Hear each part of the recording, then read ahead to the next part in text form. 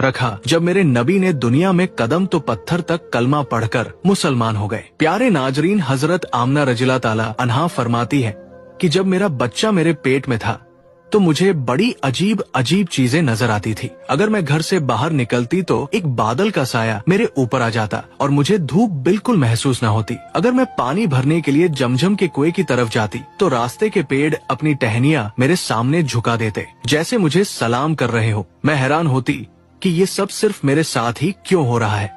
जब मैं जमजम के कुएं के पास पहुंचती तो नीचे का पानी अपने आप ऊपर आ जाता और बिल्कुल मंडेल तक भर उठता। फिर मैं अपने हाथों से ही बाल्टी पकड़कर पानी निकाल लेती। मक्का की औरतें मुझे कुएं के पास रोक लेती और जाने ना देती। वो कहती, ए आमना, तुम थोड़ी देर और यही खड़ी रहो, वरना तुम्हारे जाने से पानी वापस नीचे चला जाएगा और हमें पानी भरने में बहुत मुश्किल होगी। इसी तरह हजरत आमना फरमाती है कि मैं सुना करती थी कि जब बच्चा पेट में होता है तो माँ को बहुत तकलीफें झेलनी पड़ती है। कभी हाथ पांव में दर्द, कभी सर दर्द, कभी उल्टी, कभी बुखार और कभी चिड़चिड़ापन। ये सारी बातें सुनकर मैं सोचती कि अजीब है, मुझे तो पूरे 9 महीनों में कोई तकलीफ नहीं हुई। यहाँ तक कि जब तक मेरा बच्चा पेट में रहा मुझे सर दर्द तक ना हुआ। हजरत आमना को अजीब अजीब ख्वाब भी आते थे। वो फरमाती है कि जब मैं रात को सोती तो मुझे ख्वाब आता कि मेरे जिस्म के अंदर से एक नूर निकला है और उसने पूरी दुनिया को रोशन कर दिया है।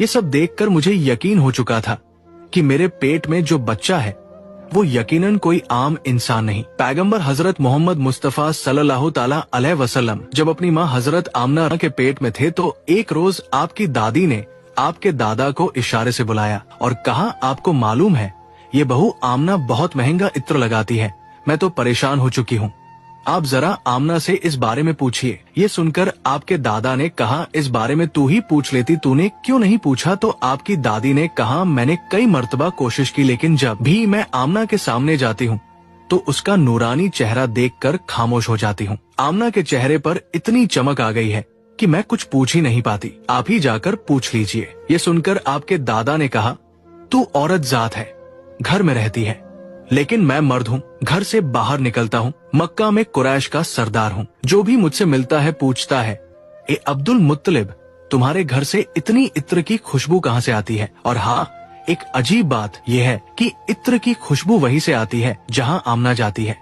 अगर आमना रसोई में जाती है तो खुशबू वहीं से आती है, अगर गुसल खाने में जाती है तो खुशबू वहीं से आती है, अगर बैठकी में जाती है तो खुशबू वहीं से आती है। और ये कोई मामूली इत्र नहीं है, ना इराक का ना मिस्र का, ये तो कोई खास ही इत्र है।